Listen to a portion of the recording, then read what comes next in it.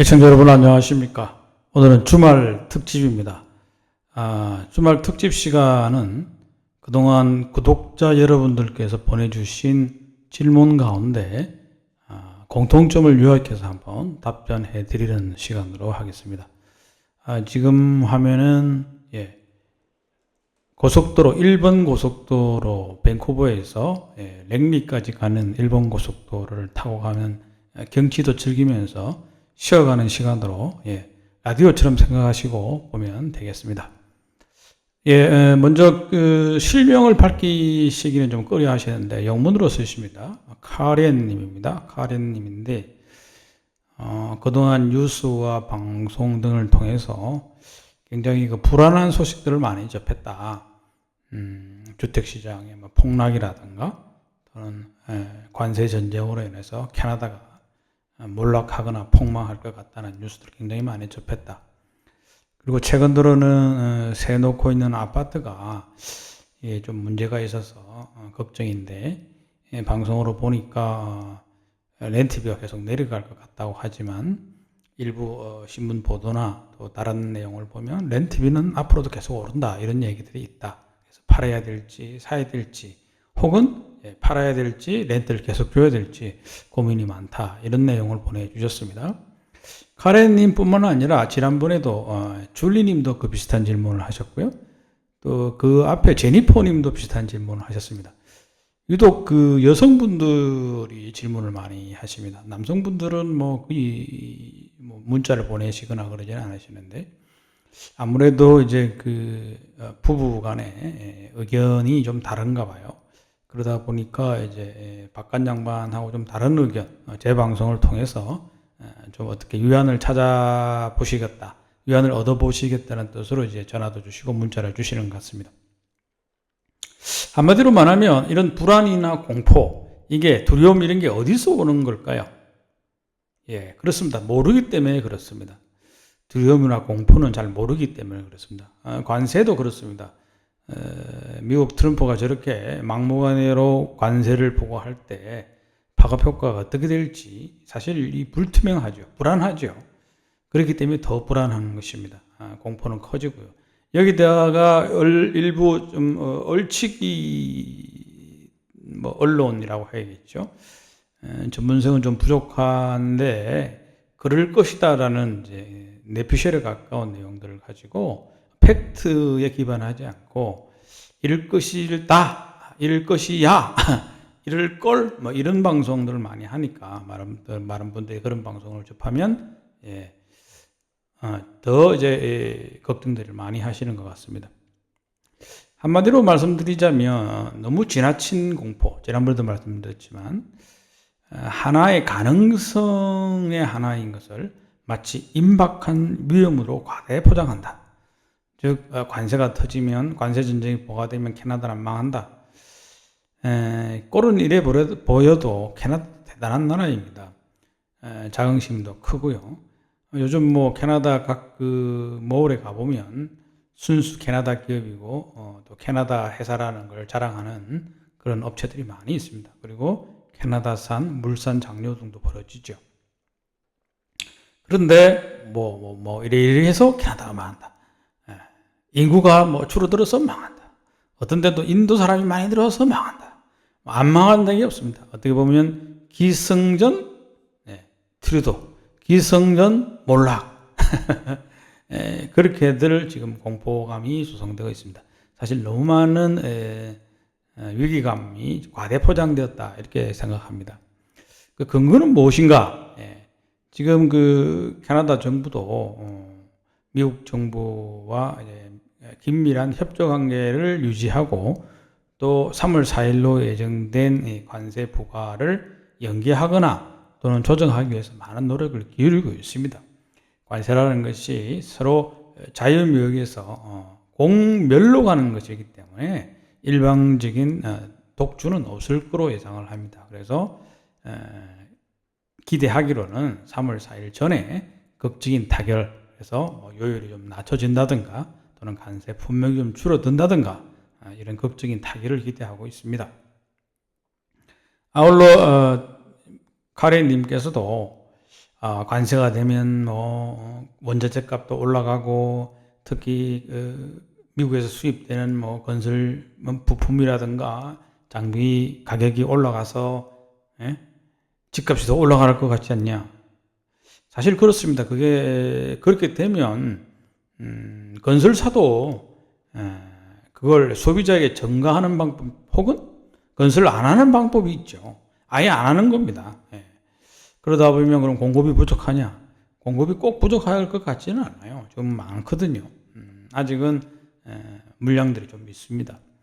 여기에다 간혹 렌트비 카레님께서 렌트비가 뉴욕 부동산은 좀 하락할 것이라고 전망을 했는데 일부 동포신문에 보면 뭐 앞으로 3년간 오른다고 한다. 이게 근거가 있냐 이런 거죠. 그래서 뭐 제가 그 신문의 보도 내용을 보지는 못했습니다만 제가 렌트비가 하락할 거라는 그런 전망의 근거는 두 가지가 있습니다. 첫째는 특히 BC주입니다. 저기 토론토라든가 캐나다 전체 전역과는 상관없이 BC주입니다. BC주에서는 렌트 관련해서는요, 밴쿠버와 BC 데이빗 이비 정부가 공언한 게 있습니다. 올해 5월 1일까지 반드시 단기 렌트인 경우, 그러니까 숏텀 렌탈은 등록하게 되어 있습니다. 이게 등록하는 게 말은 쉬워 보이는데 이게 좀 성가신 일입니다. 그러다 보니까 단기 렌트로 나왔던 렌트 물량이 일반적인 1년 이상의 정규적인 렌트로 전환이 되고 있습니다. 그러다 보니까 순식간에 일시적으로 렌트 물량이 증가한 거죠. 물량이 증가했습니다. 그러다 보니까 렌트비가 다른 집에 지금 뭐 투베드룸에 2,500에 나와 있다. 그러면 빨리 렌트를 내기 위해서는 어떻게 해야 됩니까? 낮춰야 됩니다. 저기가 2,500입니까? 그럼 우리는 첫 달은 무료로 해주겠어. 뭐 이렇게라도. 그러면 뭐 2,500이라도 한 달로 치면 뭐 한 200불씩 세이브 할 수 있는 거잖아요. 이게 낮춰지는 겁니다. 그래? 거기도 그렇게 한다고? 그럼 우리는 뭐 월세를 2,500이 아니라 2,100으로 낮추겠어. 이렇게 해서 경쟁적으로 세입자를 유치하기 위해서 렌트비가 내려가는 것입니다. 그런데 이제 공급 측면에서 집이 없다. 늘 그랬지 않습니까? 공급이 부족했다. 집값이 오른다. 공급이 부족하다. 렌트비가 오른다. 근데 지금은 어떻습니까? 수요 측면에서 보면 이민자가 줄고 유학생이 줄기 때문에 그만큼 수요가 줄어든 건 사실입니다. 근데 공급 측면에서 단순히 새로 건물을 짓는 아파트 외에 시간이 많이 걸리고요.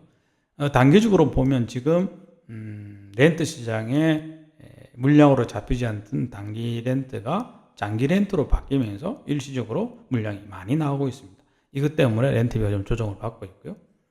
또 이런 렌트 물량이 매물로 나옵니다.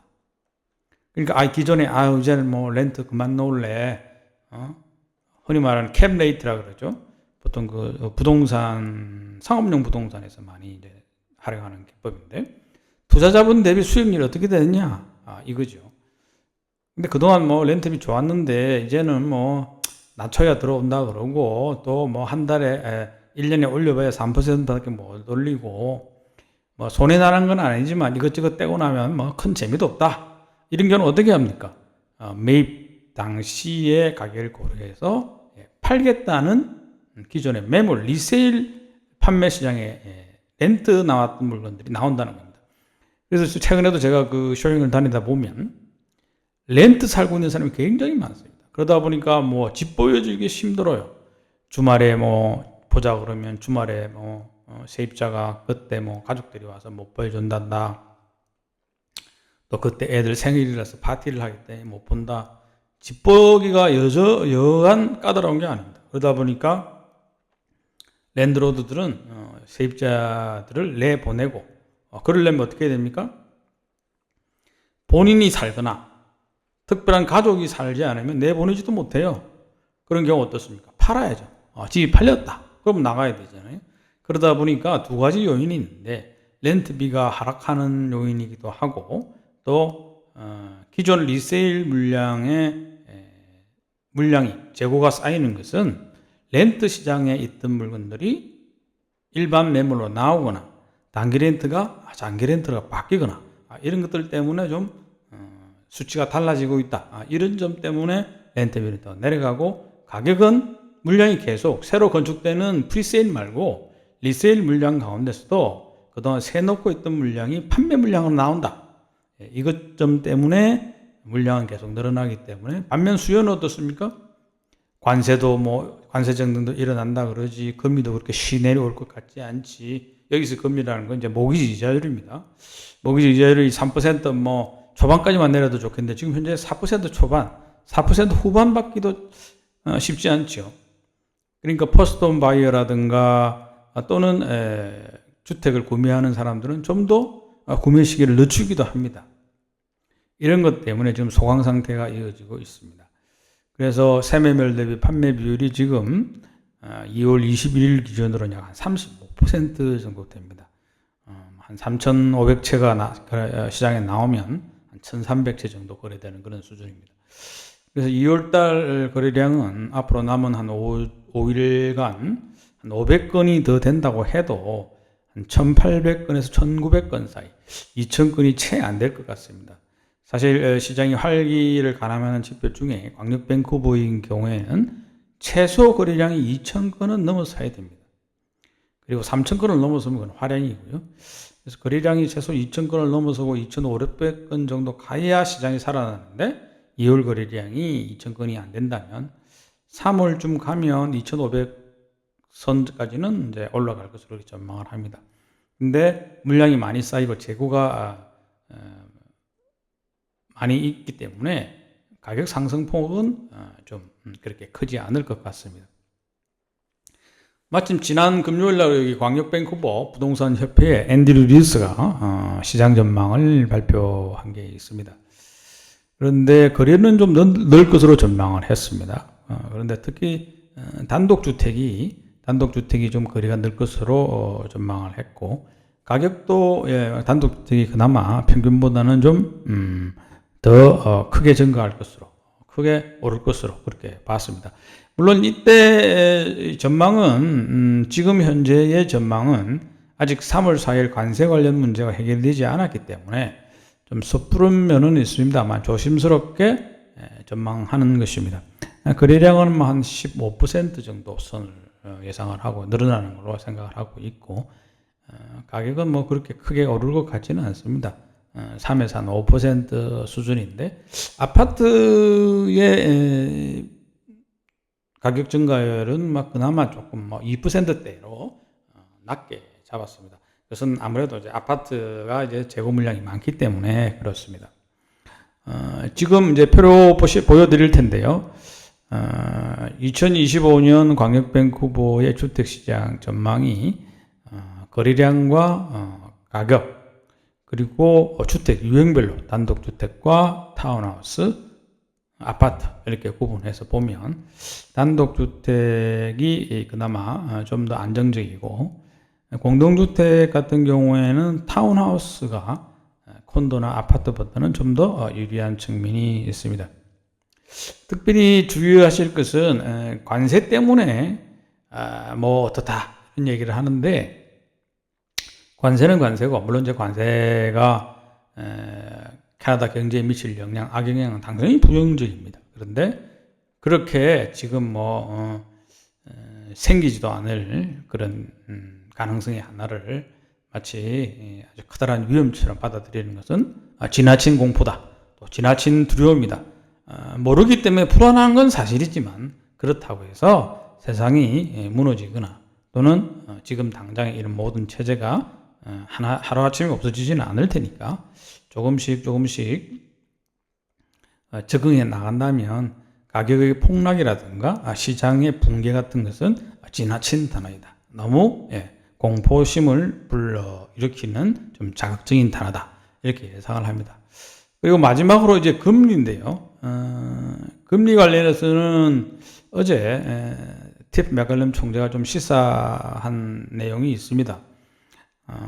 지금 캐나다 은행으로서도 통화정책을 담당하는 캐나다 은행으로서도 할 수 있는 수단이 많지는 않지만 주위에서 우려하는 일부에서 우려하는 극단적인 관세 전쟁이 벌어질 경우에는 캐나다는 뭐 경기 침체뿐만 아니라 경기 위기로까지도 갈 수 있다. 경제 위기로까지도 갈 수 있기 때문에 면밀히 지켜보고 그래서 지금 현재로서는 3월 4일 날 관세가 어떻게 진행되는가를 보고 3월 12일 날 금리를 결정을 할 텐데 지금 현재 발표된 GDP 성장률이라든가 소비자 물가 지수라든가 실업률 같은 것을 볼 때는 소매 판매도 지난 12월에는 아주 좋았거든요. 그래서 금리를 안 내려도 되겠다.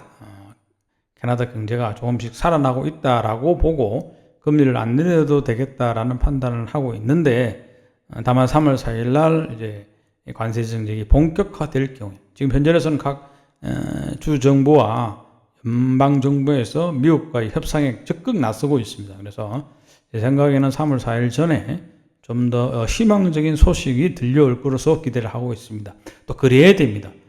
이렇게 마구잡이식으로 맞부딪힌다면은 캐나다도 힘들지만 미국도 힘듭니다. 그런 점에서 각국의 노력을 벌이고 있고요. 그래서 만약에 경기가 이게 좀 되살아나가는 분위기인데 관세 때문에 좀 어려울 것 같다. 그런 경우에는 아마 캐나다 은행이 지난 팬데믹 당시에 금리 인하 정책과 유사한 상당히 그 캐나다 경제를 살리기 위한 정책을 많이 감안하고 있는 것 같습니다. 따라서 금리는 더 내려갈 확률이 있는데 지금 현재로서는 많은 전문가들이 한 2차례 정도는 내릴 것 같다. 많은 쪽은 한 3차례. 그러다 보니까 연말에 가면 캐나다의 기준금리는 2.5에서 2.25% 수준까지 하락할 것 같다. 그렇게 보고 있습니다. 따라서 금리가 좀 더 내려오고 그러면은 그리고 연방정부 캐나다는 이제 곧 선거가 있습니다. 총선이 있기 때문에 자유당이 재집권하기 위해서는 상당히